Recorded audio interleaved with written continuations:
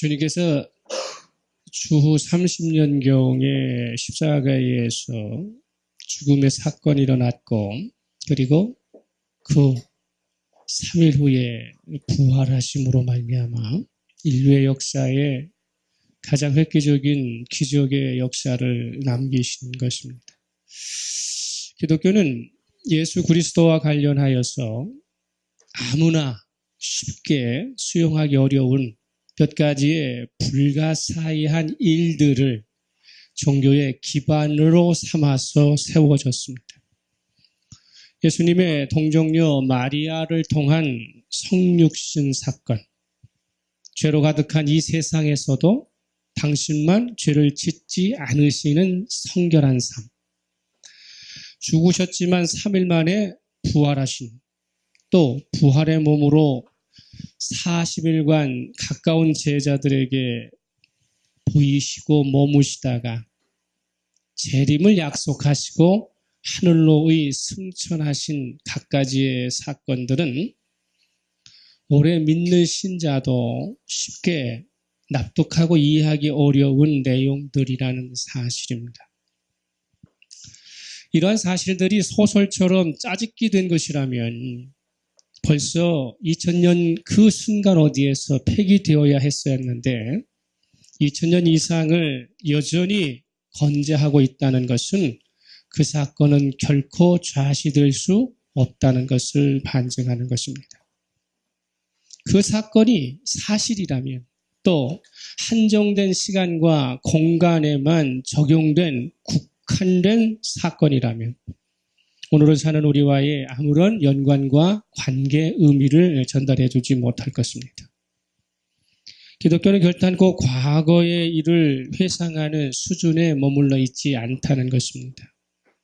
과거뿐만 아니라 현재 그리고 미래를 한 포괄적으로 다루고 있고, 그래서 예수님과 관련된 사실들에 대한 성도 각자가 그의 입장은 세상 속에서 분명하게 드러나야 한다는 것입니다.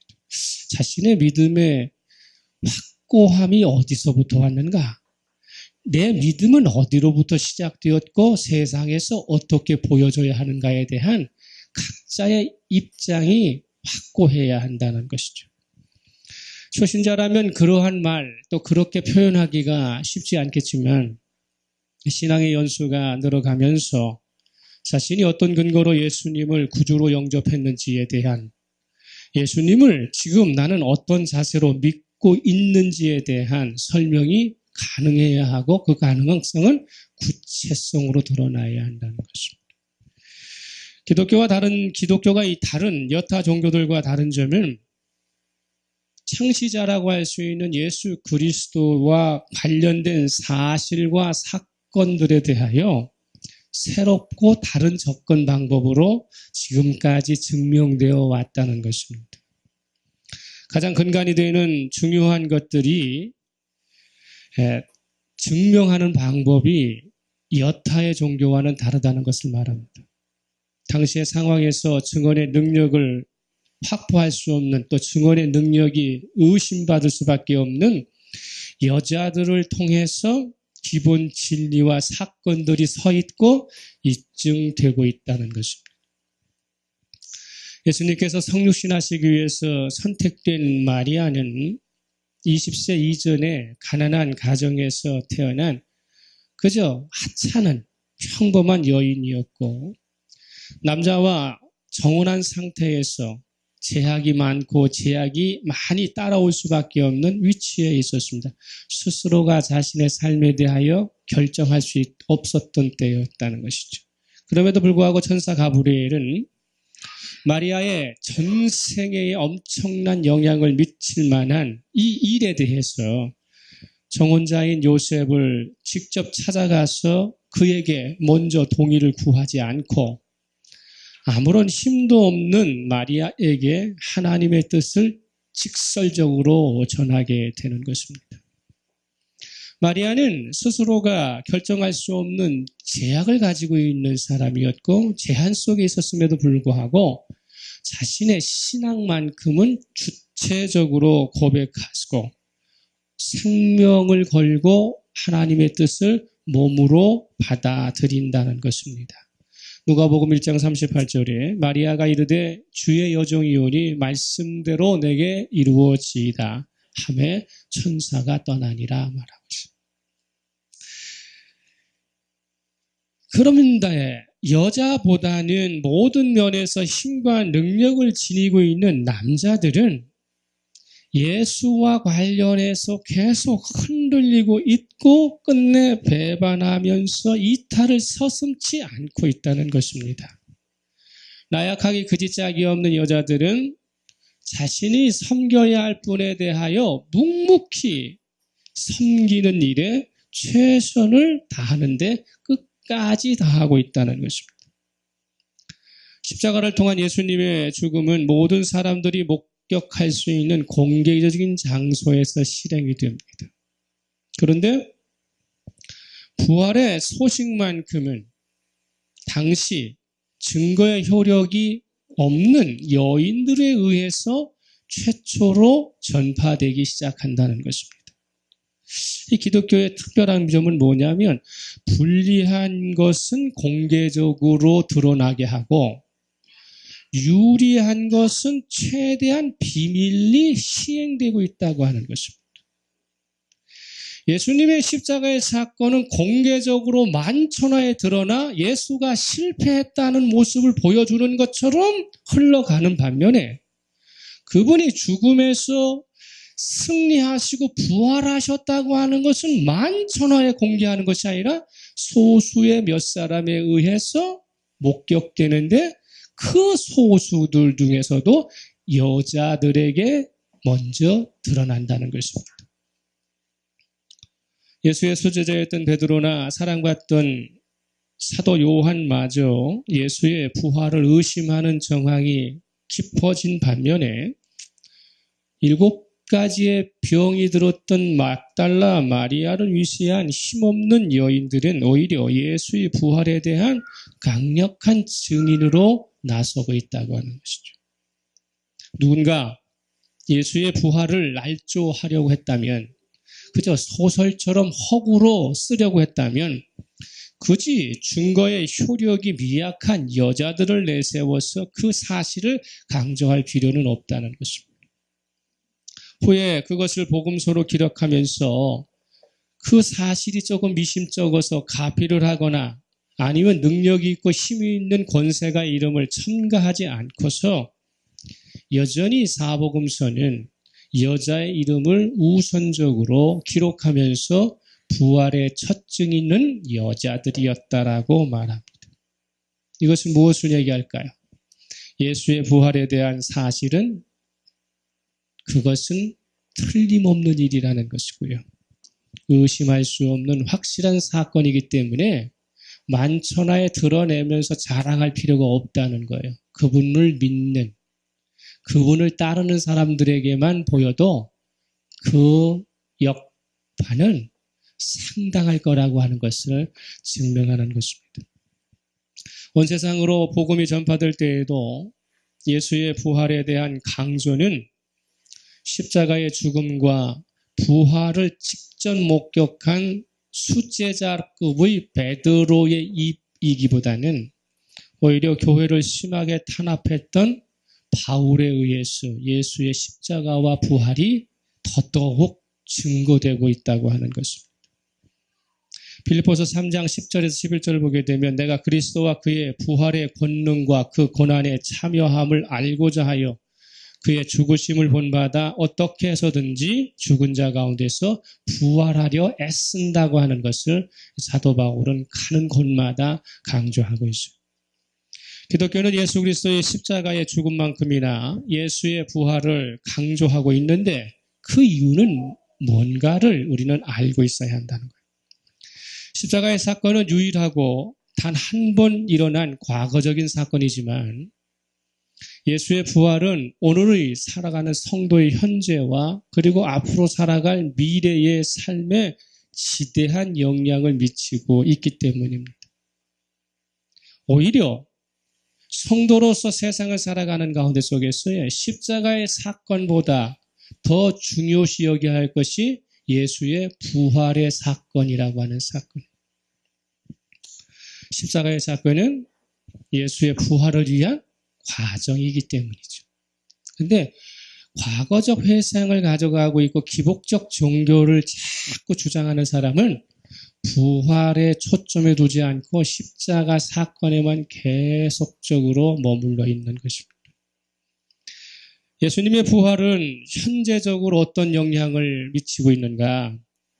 또 현재적으로 이 예수의 부활과 나는 어떤 연관관계가 있는지를 깊이 깨달아야 한다는 것이죠. 왜냐하면 예수의 부활은 현재적으로 내가 이 세상을 살게 하는 능력의 보장고이기 때문이고 그 주어지는 능력으로 우리가 사는 것이죠.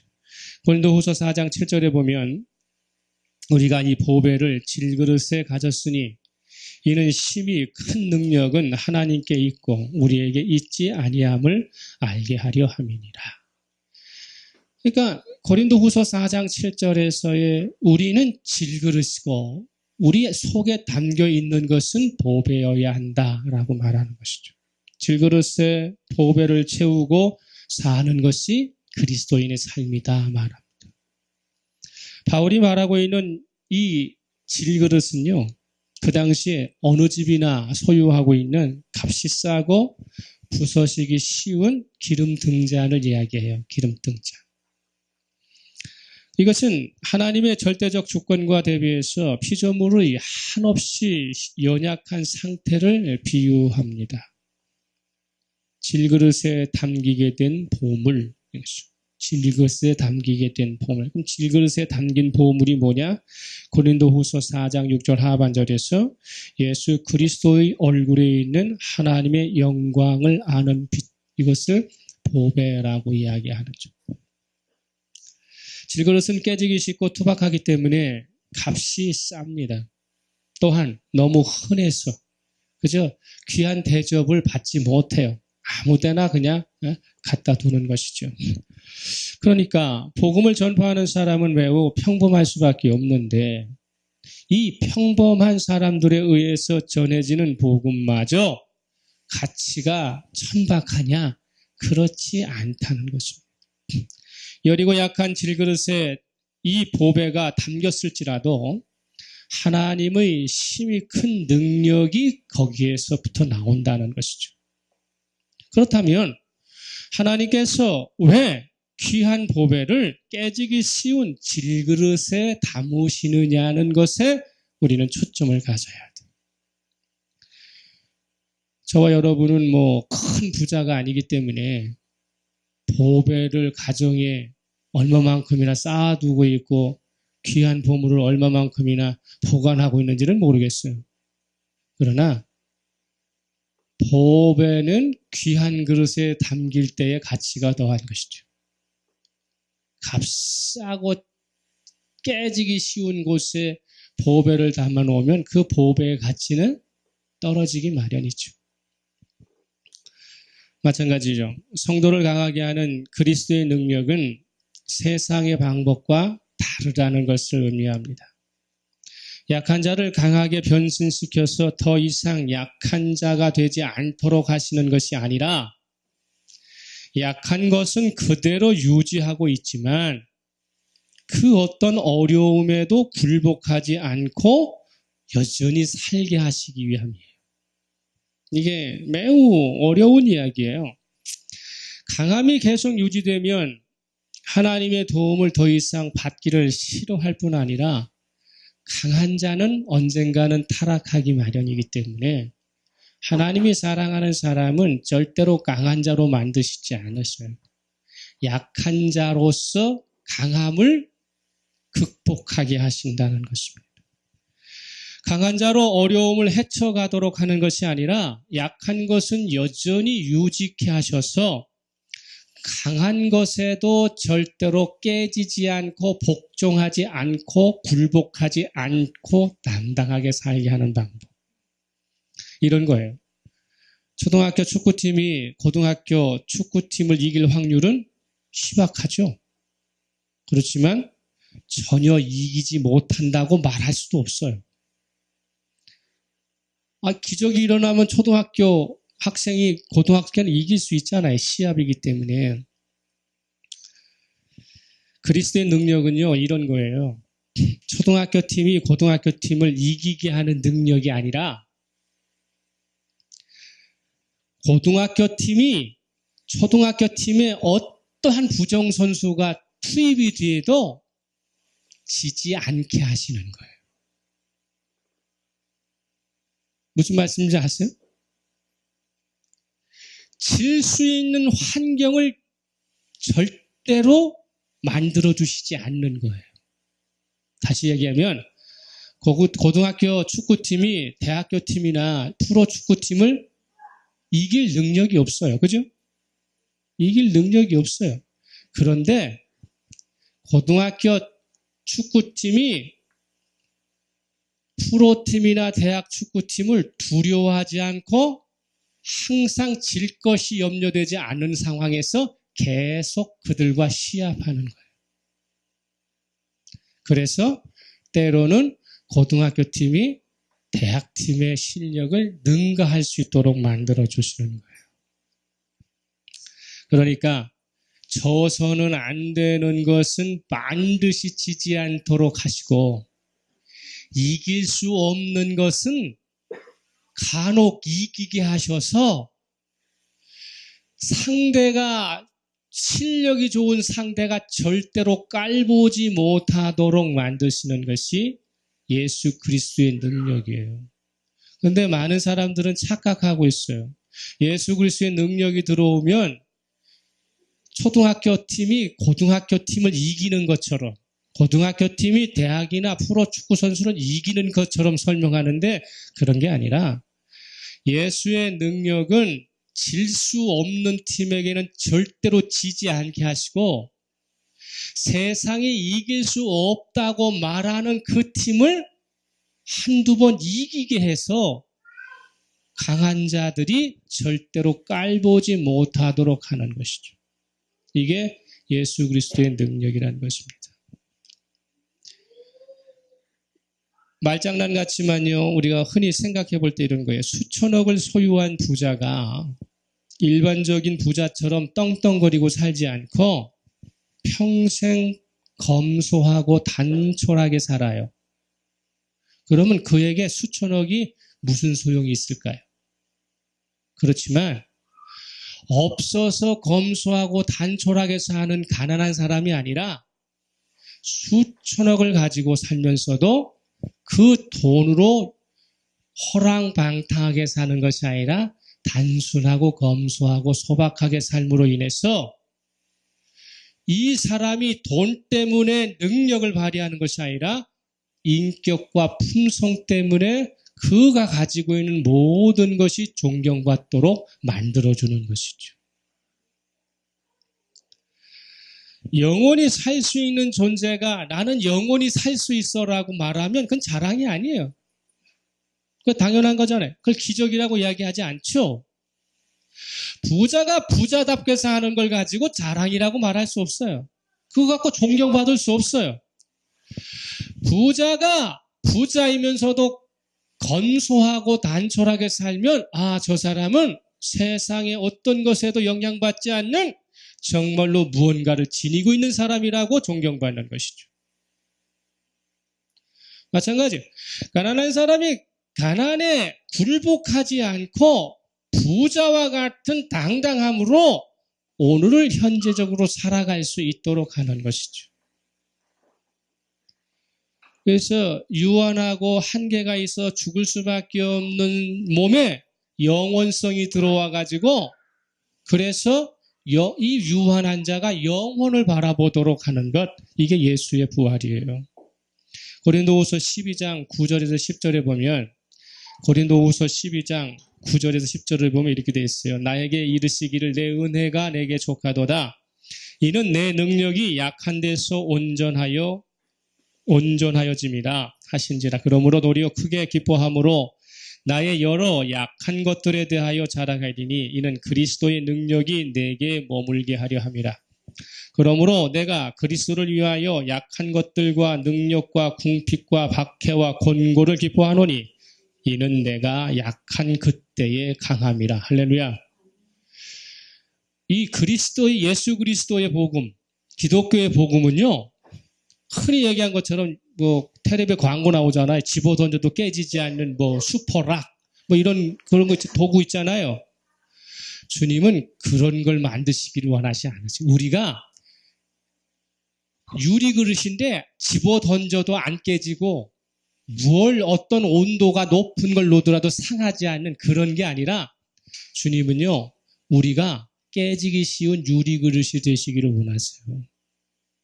그리고 투명해가지고 무엇이 들어가도 다 보일 수 있는 그런 그릇 되기를 원하세요. 그러면 깨지기 쉬운 그릇이 되면 깨질 게 두려울 게 아니에요. 그렇게 살라는 거예요. 깨지기 쉽기 때문에 두려움을 갖고 살고, 투명하기 때문에 무엇이 들어가도 보여지게 살아서 자기 몸 제대로 조심하고 조심스럽게 굴리면서 내 안에 들어오는 것들이 밖으로 모두 보여짐으로 말미암아 아무거나 집어 쑤셔넣지 않도록 하셔서 그분만을 끝까지 의지하기를 원하시는 것이죠. 이처럼 그리스도의 부활의 능력은 약한 것을 탈피하는 것이 아니라 약한지만 주눅들지 않고 강한 것 앞에서 당당해지는 것을 이야기하는 거예요. 약하기 때문에 깨지는 것을 두려워하지 않는 이유는 깨져도 다시 복구될 수 있고 회생될 수 있다고 하는 희망이 있기 때문에 내 스스로가 몸을 잘못 놀려서 깨지는 것이 아니라 상대방과 적이 나를 깨트려도 깨지는 것에 대하여 굴복하지 않는 거예요. 왜? 다시 회복되니까. 깨진 게 다시 회복이 되면 그러면 되지. 그걸 가지고 하나님 내가 깨지지 않게 강하게 살게 해주세요가 아니라 깨져도 다시 회복되고 깨졌더라도 다시 쓰임 받을 수 있는 그 삶의 형태를 요구하신다는 것이죠. 그래서 예수 그리스도의 부활의 능력은 첫째로 성도로 하여금 현재적인 것을 변형하지 않고 자기의 삶의 수준과 형편과 처지를 변형시키지 않고 겉과 속을 무엇으로 채워야 할지를 알고 사는 거예요. 고린도전서 15장 42절에서 44절을 보게 되면 고린도전서 15장 42절에서 44절을 보면 죽은 자의 부활도 그와 같으니 썩을 것으로 심고 썩지 아니할 것으로 다시 나며 욕된 것으로 심고 영광스러운 것으로 다시 살아나며 약한 것으로 심고 강한 것으로 다시 살아나며 육의 몸으로 심고 신령한 몸으로 다시 살아나나니 육의 몸이 있은즉 또 영의 몸도 있느니라. 할렐루야. 이 부분이 매우 중요한 거예요. 그래서 내가 겉과 속이 다르지 않는 삶을 산다는 것이 아니라 속에 채워야 할 것이 무엇이고 겉으로 드러나야 할 것이 무엇인지를 분명하게 알아서 세상 사람들이 저 사람은 속과 겉이 다르지 않아가 아니라 저 사람은 속이 분명히 들여다보고 겉도 분명히 들여다보여서 있는 그대로의 것으로 사는구나 하는 거예요. 투명성이에요. 예수의 부활은. 어디서든지 가서 가난하지만 당당한 거예요. 무엇을 하는 앞에 가서도 주눅들지 않는 거예요. 그런데 당당하고 주눅들지 않는 게 아무런 노력도 안 하고 아무런 일도 안 하고 하는 게 아니라 나에게 주어진 현재의 삶을 최선을 다해 살면서 나보다 더 높은 능력을 가진 사람들에게 비례적으로 내가 쫄지 않는 거예요. 왜냐하면 나의 속과 겉은 채워질 걸로 채워지기 때문에 내 속이 예수의 것으로 채워지고 내 겉이 예수의 것으로 드러나면 그러면 그 결과는 그분이 결정해 주시는 거예요. 두 번째로는 예수 그리스도의 부활의 능력은 잠시 받는 환난과 앞으로 다가올 영원한 영광에 대한 것이 무엇인지를 분별해서 사는 거예요. 세상에서 받는 환난은 그렇지 않는 세상에서 받아야 할 환난에 비하면 잠시적인 것이고요. 가벼운 것이라는 것을 아는 거예요. 이 말이 좀 어려운데 잘 들으셔야 돼요. 세상에서 받는 환난은 아무것도 아니라는 뜻이 아니에요. 저와 여러분이 지금 현재적으로 받는 고통과 환난은 아무것도 아니고 가벼운 것이니까 견뎌내라는 뜻이 아니에요. 사도 바울은 자신이 현재 받고 있는 고통이 사망 선고받은 것처럼 고되고 중하다고 그랬어요. 우리의 삶은 사형 선고받는 것만큼 힘들어요. 예수 그리스도의 삶은. 그렇기 때문에 말 쉽게 다음 세대에 가서 여러분들이 받을 영광을 생각하면 지금 받는 환난은 아무것도 아니니까 무조건 참으세요. 견디세요. 그런 뜻이 아니에요. 지금 현재 당하는 환난과 고통은 사망 선고를 받은 것처럼 힘든 것입니다. 그럼에도 그것을 견뎌야 하는 이유는 여기에 아직 주님의 은혜가 작용되고 있기 때문에 내가 견디고자 하면 견딜 힘을 그분이 제공하십니다. 할렐루야. 그 뜻이에요. 왜 그러는 것이냐? 영원한 세상에서 받아야 할 영광이라는 뜻이 뭐냐면 이 세상 하나님의 은혜가 작용되는 이 시점에서 자기가 당하는 환난을 견뎌내지 못하면 하나님이 없는 세상, 은혜가 없는 세상에서 당하는 그 환난과 고통은 지금 것보다는 더 무겁기 때문이라는 것이죠. 그래서 역으로 이야기하면 니네들이 세상에서 받는 영광에 미쳐가지고 빠져버리면 다음 세계에서 주시는 영광에 대해서는 볼 수 없다는 뜻이에요. 그래서 하나님의 은혜가 작용되는 이 때에는 고난과 환난을 불평하지 말고 굳굳이 맞이하라는 거예요. 그럴 때마다 그것을 극복할 능력은 누가 주신다? 예수 그리스도께서 주신다는 것입니다. 그래서 하나님의 은혜를 전혀 기대할 수 없는 세상에서 받는 환난보다는 이 세상에서의 받는 환난이 가볍기 때문에 은혜가 작용되고 있는 곳에서의 환난은 굴복하지 말고 주님께 의탁하라는 것이고요. 세 번째로는 예수 그리스도의 부활의 능력은 이 세상에서 보는 것은 영원한 것에 비하면 잠깐이라는 거예요. 현재에서 영원한 것이 잘 보이지 않기 때문에 지금 어떻게 살아야 하는 데 대한 기준이 있어서 잠깐의 것에 내 인생을 투자할 것인가 아니면 영원한 것에 내 인생을 투자할 것인가를 분별해서 그래서 지금의 것에 만족하지 말고 영원히 사는 곳에서 만족할 수 있는 준비를 하는 것입니다. 세상에서 가장 무서운 결국은 핵폭탄이죠. 핵폭탄이잖아요. 그런데 주님을 말씀하시기에 이 세상에서 가장 무서운 건 핵폭탄이나 수소폭탄이 아니라는 거예요. 왜일까요? 핵폭탄이나 수소폭탄이요 아무리 강해도 그 파괴력은 지구를 벗어나지 못해요.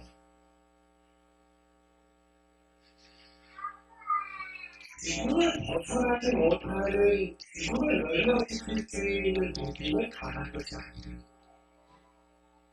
이 죽음처럼 죽은 자의 가운데 제일 빛의 하나님의 능력은 온 우주를 포괄하고 있고 전 생명체를 포괄하고 있기 때문에 무엇이 무서운 것이고 무엇이 큰 것인가를 알아야 한다는 것입니다.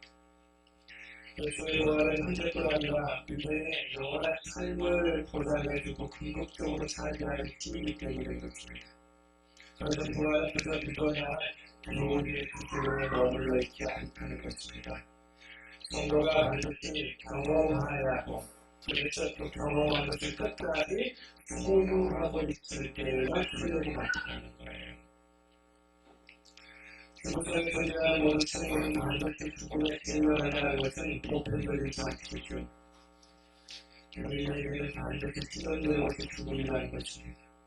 일반적으로 죽음을 끝으로 여기고 단전으로 여기는 사람들은 죽음 너머에 있는 새로운 소망에 대해서 꿈을 꿀 수 없다는 거예요. 아니 죽음을 끝으로 가는 사람에게 죽음 너머의 세상을 꿈꾸게 할 필요가 없잖아요. 죽음 너머에도 새로운 세상이 있다고 하는 것, 거기에 시간이 있다고 하는 그 꿈꾸는 사람에게는 그걸 제공하겠다는 것이죠.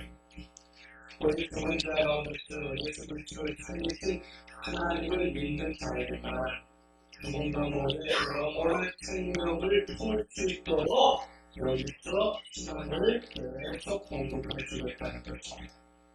그래서 예수의 부활을 경험하고 예수의 부활의 능력이 무엇인가를 아는 사람은 성도의 죽음은 안전한 곳으로 옮겨가는 것이구나 라는 것을 알게 된다는 거예요. 지금의 삶은 불안정하잖아요. 모든 게. 그런데 성도가 죽으면 정말로 안전한 곳으로 옮겨지는 것이라고 하는 것을 알고 사는 거예요. 현실적으로.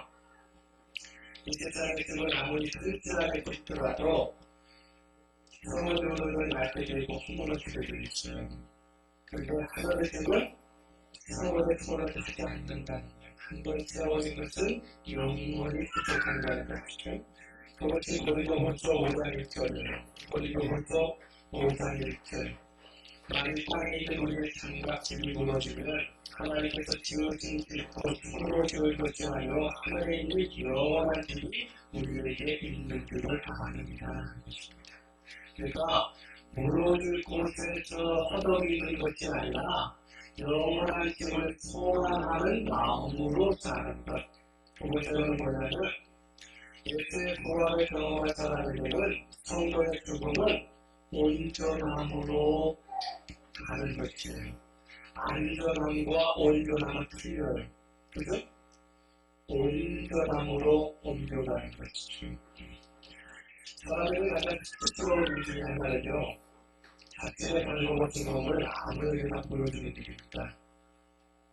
죽음이 왜 무서운 거냐면요, 죽으면 자신 스스로가 자신의 몸을 가릴 수 없어. 벗겨진 채로 그냥 가는 거예요. 특히 나이가 들어서 신체 근육이 무너져서 다이어트가 나지 않으면 타인에게 보이는 것은 더더욱 꺼질 수밖에 없죠. 낡고 더러워진 옷을 새로운 옷으로 깨끗한 옷으로 갈아입으려면 이 세상에서는 반드시 걷는 과정이 필요해요. 여러분 지금 입고 있는 옷을 새로운 옷으로 갈아입으려면 이걸 벗어내지 않고 새로 계속 입는다는 그 몸은 어떻겠어요? 그런데 부활의 능력이 적용되는 성도에게는 걷는 과정이 필요하지 않다. 그러나 걷는 이유는 일전의 더러운 옷은 자연적으로 사라지고 새로운 옷이 계속 입혀지는 것이죠. 그래서 우리 고린도후서 5장 4절 말씀을 말해요. 사울 장관에 있는 우리가 증진 것까지 설득하는 것은 벗고자 하는 아니요 오히려 던지고자 하느니 죽을 것이 생명의 상품과 되게 하려 합니다. 세상에서는 새로운 옷을 입으면 이전의 것을 벗어내야만 되지만 부활의 능력이 내 안에 들어오게 되면 내가 벗지 않고도 던짐으로 말미암아 이전에 입었던 모든 것이 깨끗해지고 새로워지는 것이죠. 그래서 온전해지는 것이죠. 부활의 실제적 능력과 미래에 대한 소망을 지속적으로 공급받으려면 어떻게 되느냐? 우리의 사고의 방식에 경한점을 이룰 때에만 가능해요. 사고의 방식이 바뀔 때. 고린도서 3장 1절에서 하는 말씀에 그러므로 너희가 그리스도와 함께 살림을 받았으면 이미 것을 찾으라. 너희는 그리스도께서 하나님 우편에 앉아 계시느니라. 위의 것을 생각하고 땅의 것을 생각하지 말라. 이는 너희가 죽었고 너희 생명이 그리스도와 함께 하나님 안에 감추어지리라. 우리 창조이신 그리스도께서 나타나실 그때에 너희도 그와 함께 영광 중에 나타나리라. 위의 것을 찾는 거예요. 바라보는 것이고요. 자, 성경은 요리사가 그리스도에 가장 좋은 전을 놓고 맛있는 국을 끓이다고 할 때에 음식 솜씨의 내공이 있는 사람은 맛과 간을 다 좋아하지 않습니다. 요리사가 여러분 아마추어나 뭘 대단한 하고 칭찬을 하고 자꾸 나고 맞춰갖고 레시피를 만들지 진짜 전문가는 그냥 손으로 찍어놓고 그냥 아무렇게나 찍어놓고 그 간도 안 보고 맛도 안 봐요. 그리고 계획입니다. 간과 맛을 보려면 전문가는 자그마한 스푼으로 조금 떠서 조금만 보면 이게 이 맛이 어떻구나 다 안다고요. 그런데 손수업을 아마추어는 어떻게 돼요? 볼 때마다 간 보고 그죠? 맛 보고 그래가지고 어떨 때는 짜고 어떨 때는 찌 놓고 하니까 소금 더 넣고 하면서 계속 못해요. 간 맛보잖아요. 큰 솥에 국을 먹어본 다음에 이게 맛인데 이 국이 간이 그런데 라고 말하는 게 아니라 진정한 요리사는 조그만 스푼으로 조금만 맛을 봐도 그 큰 솥에 있는 그 음식이 맛있다는 것을 알고 자신있게 내놓는 것입니다. 예수의 본원도 마찬가지예요. 하나님도 좋은 자가 없어서 예수를 부활시켰다면 예수를 누구로 믿는 사람은 당연히 예수님처럼 부활하실 것이고 성도의 최종적인 종착지 또한 예수께서 되신 곳이 틀림없다는 것은 경험적으로 알아내는 거예요. 믿음의 경험으로. 내가 죽기 전에는 뭐라고 보는데 내가 부활해 보기 전까지는 모르겠어. 이건 아마 추억지날이에요. 한 가지 이유를 보면 10가지로 나눈 것이죠. 예수의 부활의 의미는 큰 속에 이세이라고 하는 신앙이라고 하는 영혼을 살아본 다음에 예수는 투수이시다라고 고백하는 것이 아니라 내가 살아가는 자그마한 것을 맛보고 내가 고난과 환난 가운데 속에서 자그마한 것을 통해서 극복하였다면 더 큰 환난과 더 큰 고난도 반드시 예수 그리스도로 말미암아 극복될 것이라고 하면서 믿고 열심히 그분을 향해서 나는 그리스도를 소망합니다 라는 것이 경험되는 것이죠. 할렐루야. 예수의 부활은 그런 거예요. 부활하는 것이 아니고 부활해봐야 아는 것이 아니라 믿음의 성공의 은혜로 신력해서 나의 자그마한 관심을 가지고도 전체를 가져갈 수 있어야 한다는 것입니다. 그리고 같은 경우에도 하나님의 영역에서 자신이 공경하는 의사와 발라트를 가지고서 하나님을 믿는 일에는 끝을 거예요. 그것이 주님을 기쁘지 않은 일이에요. 여러분이 받은 기쁨이 무엇인지는 여러분 스스로 알잖아요. 그러면 여러분이 가지고 있는 의사와 발라트로 여러분에게 좋은 시간을 어떻게 활용하고 있고 여러분의 재능을 어떻게 쓰여지고 있고 무엇으로 살고 있는지를 알아야죠. 정말 좋은 시간을 얼마나 친실하게 살겠습니까? 각도의 교회를 어떤 용도로 사용하고 있습니까? 정말 주님은 한결같은 마음으로 숨기고 있습니까를 스스로 점검해 보면 알아요. 그 음식이 맛있는지 없는지를 그냥 간단한 것들을 통해서 알 수 있어요. 하루에 24시간 이내 시간을 어떻게 보내는 건가?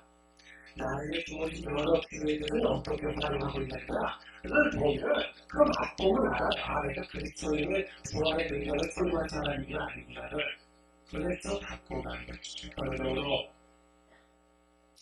성경에 있었던 예수 그리스도의 부활의 경험은요 모든 것이 끝난 종착점이 아니라 오늘과 내일 한절을 살아가는 또 하나의 큰 발전이라는 사실이에요. 사건에서 만나는 것이 아니라 오늘 내가 살아가는 출발점에서 부활의 능력이 나에게 와야 그래야 너희를 희망하고 살 수 있는 것입니다. 그러니까요. 하나님의 역사이겠지 부활은 나에게 되는 아니라 오늘 나에게 뭘로 주어져야 돼? 예고편으로 주어질 때에 오늘을 살아가는 나의 삶은 새로운 능력을 가지고 살아간다. 예수님의 부활은 종착점이 아니라 뭐라고요? 출발점이에요.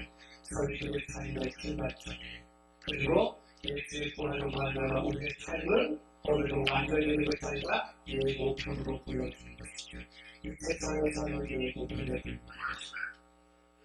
본인과 들어왔고 본인을 들어올 때까지 예수의 부활을 경험해서 오늘 하루를 시간을 교회의 발란점을 여러 가지 기능을 주님이 기뻐하시는 방법으로 그리고 어떻게 됩니까? 저와 여러분이 법을 세우는 방법으로 살아갈 때에 그 사람은 힘들다 라고 칭찬받는 성도의 삶을 사는 것입니다.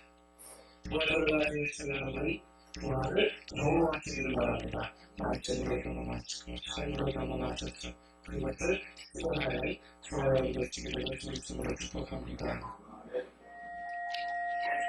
기도합니다.